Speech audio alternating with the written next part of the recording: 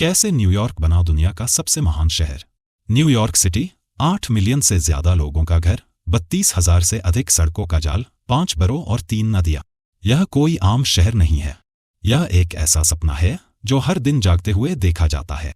लेकिन जो न्यूयॉर्क हम आज जानते हैं, गगनचुंबी इमारतों और रंग-बिरंगे कल्चर से भरा हुआ, वो एक सदी पहले तक लगभग अस्तित्व में नहीं था। यह ज़मीन कभी घने जंगलों और वन्य जीवों से भरी थी।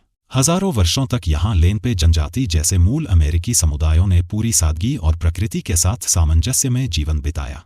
फिर आया बदलाव। सन 1524 में इटालियन खोजकर्ता जियोवानी दा वेराजानो न्यूयॉर्क हार्बर में पहुंचे। लेकिन असली शुरुआत हुई 1609 में, जब हेनरी हडसन ने इस क्षेत्र की खोज की और डचों ने यहाँ बसावट की नींव रखी। 1624 में डचों ने न्यू नीदरलैंड की स्थापना की और मैनहट्टन को न्यू एम्स्टर्डम नाम दिया। 1626 में डचों ने इस द्वीप को मूल निवासियों से मात्र $1000 के बराबर सामान में खरीद लिया। धीरे धीरे कॉलोनी बढ़ी, साथ ही शुरू हुई धार्मिक पाबंदियां और राजनीतिक असंतोष। इसी काल में एक किले का निर्माण हुआ, जो आज के वॉल स्ट्रीट की शुरुआत बना। 1664 में अंग्रेजों ने बिना किसी युद्ध के इस कॉलोनी को अपने कब्जे में ले लिया और इसका नाम रखा गया न्यूयॉर्क। ड्यूक ऑफ यॉर्क के नाम पर अंग्रेजों के शासन में न्यूयॉर्क व्यापार का प्रमुख केंद्र बन गया। परंतु एक और कड़वी सच्चाई सामने आई, गुलामी। 1740 के दशक तक यहाँ के हर 5वें निवासी को गुलाम बनाया गया था। 1765 में स्टैंप एक्ट कांग्रेस यहीं बुलाई गई और सन्स ऑफ लिबर्टी ने ब्रिटिश विरोध की ज्वाला जगाई। 1776 में लॉन्ग आइलैंड की लड़ाई के बाद ब्रिटिशों ने शहर पर कब्जा कर लिया। लेकिन 1783 में अमेरिकी जीत के बाद न्यूयॉर्क बना आज़ादी का प्रतीक। 1789 में जॉर्ज वॉशिंगटन ने यही फेडरल हॉल में पहले अमेरिकी राष्ट्रपति के रूप में शपथ ली। 19वीं सदी में न्यूयॉर्क में क्रांति की रफ्तार तेज हुई। एरी कैनाल के निर्माण ने इसे अमेरिका का सबसे बड़ा पोर्ट बना दिया। दुनिया भर से आयरलैंड, इटली, जर्मनी, चीन और यहूदी समुदायों के लोग एक नए जीवन की तलाश में यहाँ आए। लेकिन तेजी से बढ़ती जनसंख्या के साथ आई मुश्किलें। संकरी गलियों में बसे टेनमेंट हाउस बीमारी और गरीबी के गढ़ बन गए।